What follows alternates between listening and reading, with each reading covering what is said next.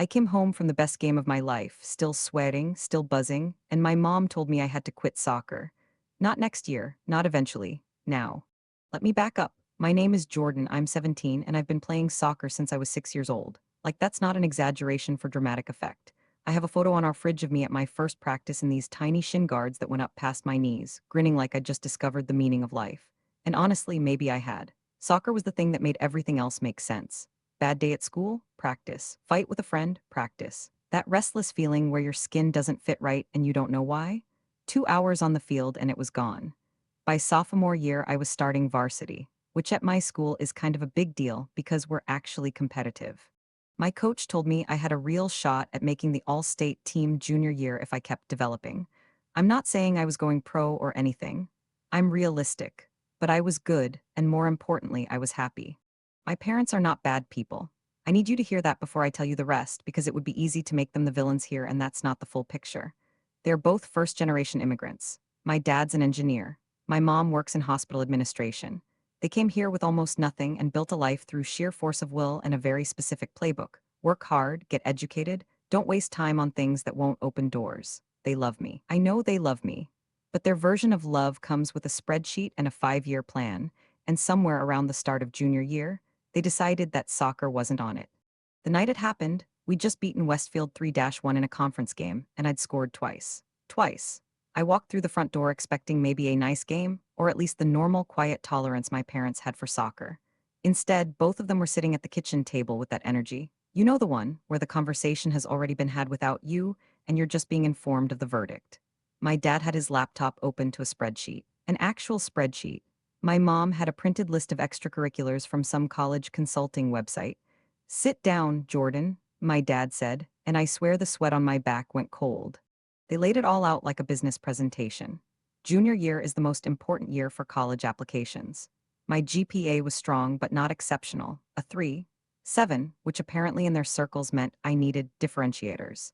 They'd signed me up for the Science Olympiad team and a volunteer coordinator position at the community health clinic, both of which would require 15 to 20 hours a week. Soccer also took 15 to 20 hours a week. The math, according to them, didn't work. You can't do everything, my mom said. We have to be strategic. I remember laughing, not because it was funny, but because I genuinely thought they were testing me or something. Like maybe this was a weird parenting exercise. When I realized they were serious, I said the first thing that came to mind, which was, you can't just decide this for me. And my dad said, very calmly, very evenly, we're not deciding it for you. We're deciding it for your future. You'll thank us. That sentence lives in my head rent-free. You'll thank us. Because here's the thing, part of me, the part I absolutely did not want to listen to, wondered if he was right. I'd seen kids from our community get into amazing schools because their applications were stacked with exactly this kind of stuff. Science competitions, leadership roles, community service with a narrative. And I'd also seen athletes with great stats get waitlisted because their application was one-dimensional. I knew the game, I just didn't want to play it. But I fought anyway. I argued for an hour. I brought up the all-state possibility, the team counting on me, the fact that colleges actually do value athletics. My mom countered with statistics about recruited athletes versus walk-ons versus kids who just played varsity. My dad pulled up acceptance rates for our target schools and showed me the profile of a kid who got into Johns Hopkins with Science Olympiad medals and a public health internship. This could be you, he said, tapping the screen. Soccer cannot be you, not at your level, I'm sorry. That last part, the I'm sorry, was the worst because I think he actually meant it. He wasn't being cruel. He was being calculated, and the calculation didn't include the thing I loved most. I made a mistake here and I own it. Instead of trying to find a compromise, like maybe cutting back on soccer instead of quitting entirely, I went nuclear. I told them they were controlling my life. I said they only cared about bragging rights at dinner parties. I told my mom that her friend's son getting into MIT didn't mean I had to live his life. That one landed. I could see it hit her face. She didn't yell. She just went quiet, which was worse. My dad closed his laptop and said, "The decision is made. You can be upset, but you're not playing next season." I emailed my coach that night. Not because I agreed, but because I was so angry I wanted them to feel the weight of it immediately. I wanted them to hear Coach Davis call the house and tell them they were making a mistake. Petty? Yeah, absolutely. But I was 17 and the thing I loved was being taken from me by PowerPoint presentation. Coach Davis did call. He was respectful but clear. Told my parents I was one of the most dedicated players he'd coached and that quitting mid-development would be a real loss. My dad thanked him for his time and said the family had made their decision. My mom didn't get on the phone. The team found out within a week.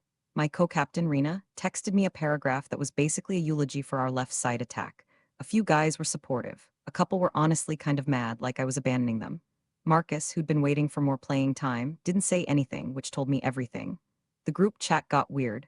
People didn't know whether to be sympathetic or annoyed, and I didn't know which reaction I deserved. At school, it was this strange in between. My soccer friends still talked to me, but there was a gap now, this invisible thing where I used to belong and didn't anymore. Meanwhile, I showed up to science Olympiad meetings feeling like a fraud. Everyone there had been building toward this for years. I was the kid whose parents made him come. My partner for the disease detectives event, this girl Priya, figured me out in about 10 minutes. You don't want to be here, she said. Not mean, just observant. I didn't lie to her. I said, no, but I'm here. The honest truth that keeps me up at night is that I'm not bad at it. Science Olympiad is actually kind of interesting when I let myself engage. The clinic volunteering is genuinely meaningful.